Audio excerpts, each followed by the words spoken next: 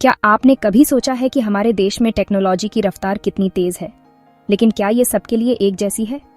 आज भी लाखों लोग ऐसे हैं जिनके लिए डिजिटल दुनिया के दरवाजे पूरी तरह खुले नहीं हैं। सोचिए, जब बैंकिंग, पढ़ाई, सरकारी योजनाएं सब कुछ ऑनलाइन हो जाए, तो जिनके पास ये सुविधाएं नहीं हैं, वो कहाँ जाएंगे? सुप्रीम कोर्ट ने एक बहुत बड़ा फैसला सुनाया है। अब डिजिटल एक्सेस हमारे संविधान के आर्टिकल 21 के तहत सबका मौलिक अधिकार है। इसका मतलब है कि अब हर नागरिक को डिजिटल सेवाओं तक पहुंचने का हक है, चाहे वो किसी भी परिस्थिति में हो। प्रज्ञा प्रसून बनाम भारत सरकार और अमर जैन बनाम भारत सरकार केस में कोर्ट ने कहा कि ऑनलाइन बैंकिंग और सरकारी योजनाओं जैसी डिजिटल सेवाएं दिव्यांगजनों के लिए भी उपलब्ध होनी चाहिए।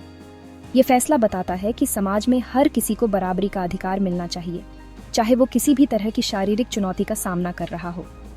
मतलब अगर कोई आंखों से नहीं देख सकता या एसिड अटैक सर्वाइवर है, जिनके चेहरे पर चोट है, उन्हें भी डिजिटल लाइफ से बाहर नहीं रखा जा सकता।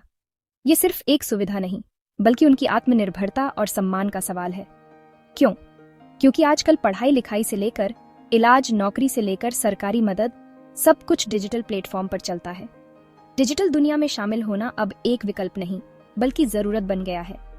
अगर आप ऑनलाइन नहीं हैं, तो आप पीछे रह जाएंगे।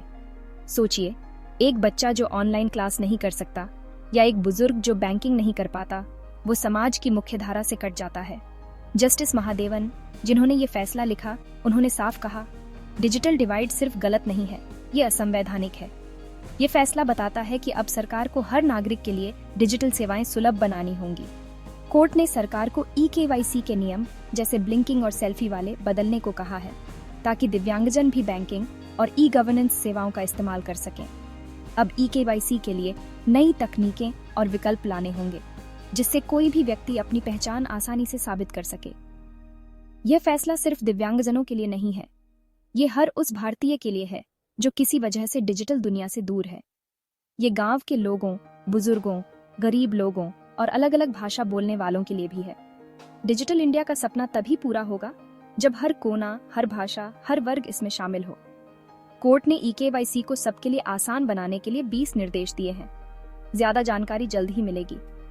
डिजिटल एक्सेस कोई खास बात नहीं, ये एक अधिकार है। ये अधिकार हर भारतीय का है, चाहे वो किसी भी उम्र, जाति, धर्म या क्षमता का हो। सरकार को सबके लिए डिजिटल इंडिया बनाना होगा, कोई छूट नहीं। आइए इस बदलाव का हिस्सा बने और डिजिटल अधिकारों की आवाज को हर कोने तक पहुंचाएं।